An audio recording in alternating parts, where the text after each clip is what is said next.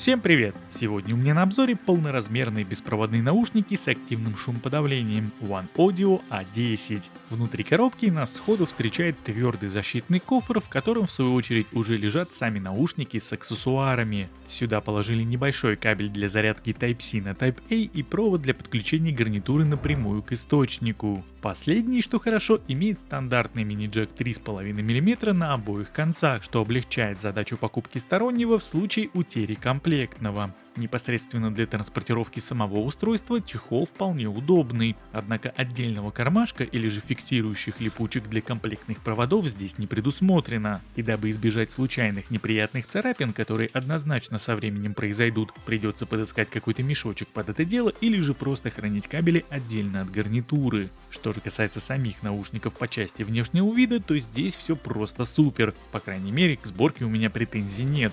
Материалы качественные, в стыковых и подвижных элементах ничего не скрипит. Поворотно-складной механизм креплений выполнен из металла. Фиксация происходит с характерным четким щелчком. Вращение чаш на угол в 90 градусов плавное, как будто бы по маслу. Вообще, если говорить об эргономике, то в целом наушники сидят довольно плотно и при этом нигде не давят. Во многом это заслуга довольно качественных амбушюр, которые покрыты приятной эко-кожей. Они имеют мягкий наполнитель с эффектом памяти. Оголовье раздвигается плюсом на 3,5 мм с каждой из сторон и также имеет мягкую подкладку из эко-кожи с внутренней части. Сами чаши имеют металлический каркас, а с внешней стороны отделаны текстурированным рисунком под винил. А если точнее, то это даже визуально выглядит как маленькая виниловая пластинка. Смотрится классно, и мне такой дизайн очень даже зашел. Вес устройства составляет 306 грамм, размеры чаш по длине, ширине и высоте получается 99 на 80 и на 48 мм соответственно. В наушнике установлен аккумуляторный блок емкостью 800 мАч,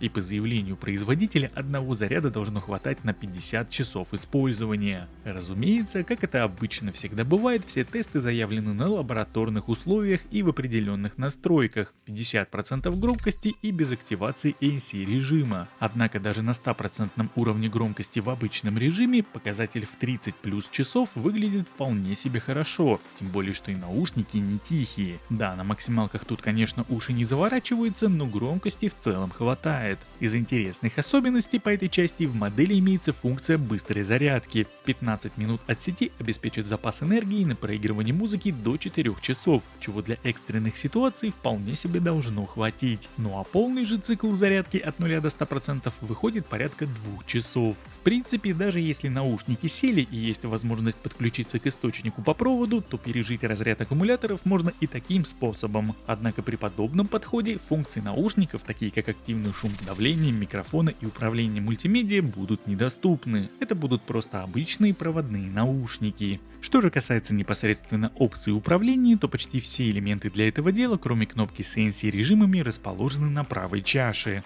Клавиша Power выделена специальной бугристой текстурой, что помогает выделить ее на ощупь, когда наушники надеты на голову. Эта же кнопка в режиме проигрывания музыки отвечает за плей-паузу. По разные стороны от нее разнесены клавиши плюс-минус для регулировки громкости, долгое нажатие на которые также позволяет листать треки вперед и назад соответственно. Отклик у кнопок хороший, щелчки механизмов умеренно тихие. По встроенным в наушники аудиофильтрам могу сказать, что работа в режиме активного шумоподавления заметна, но не так, чтобы сильно ощутима. По крайней мере, как мне показалось, окружающие звуки гасятся не полностью, а лишь самая низкая их часть. Заявлен максимальный порог на 35 дБ. При всем при этом большую часть работы выполняет пассивная звукоизоляция, которая обеспечивается плотной посадкой устройства на голове. Так что использовать активный шумодав можно только в каких-то сильно гулких локациях, например в самолете, поезде или каком-то другом транспорте. Во всех остальных случаях можно обойтись обычным режимом и просто сделать звук чуть погромче. При этом обратная сторона ANC режим прозрачности напротив страдает от такой плотной посадки, из-за чего встроенные микрофоны хоть и пытаются передать в уши окружающую обстановку, но чтобы слышать все хорошо, громкость музыки придется убавлять процентов до 40, а то и меньше. При этом в данном режиме звук никак не искажается, просто к нему добавляется дополнительная трансляция с микрофонов.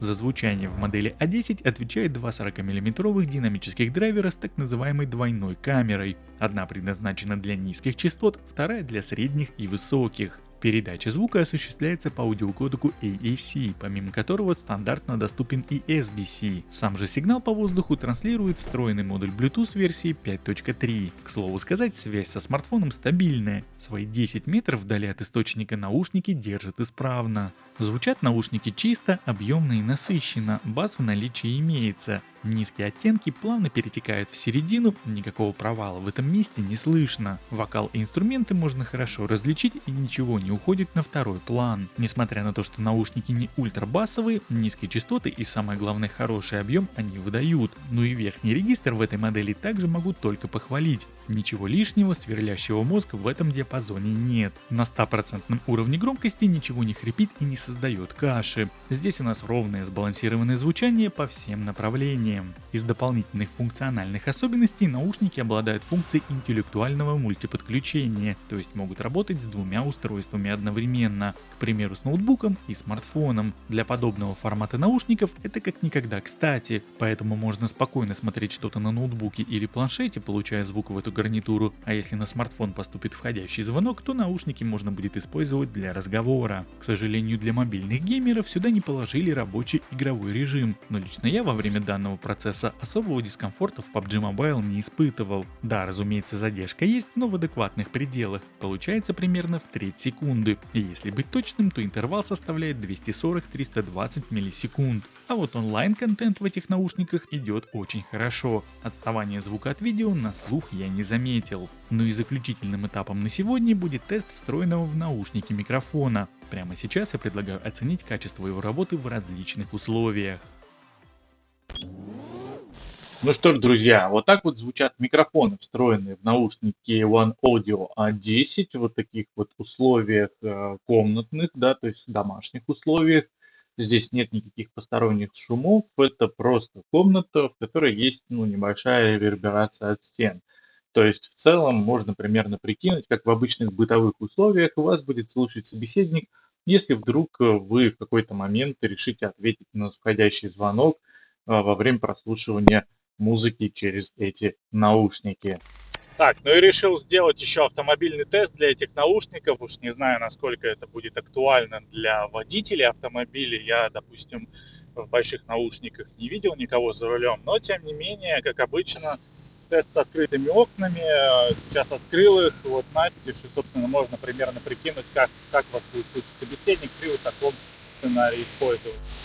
Друзья, ну а вот таким вот образом звучат микрофоны в наушниках One Audio A10 на улице рядом с оживленной дорогой. Вот так вот вас будет слышать собеседник, если вы с ним будете разговаривать по телефону с помощью вот данных наушников, данных микрофонов в этих наушниках. Вот так вот это все работает в такой вот шуме, довольно действительно.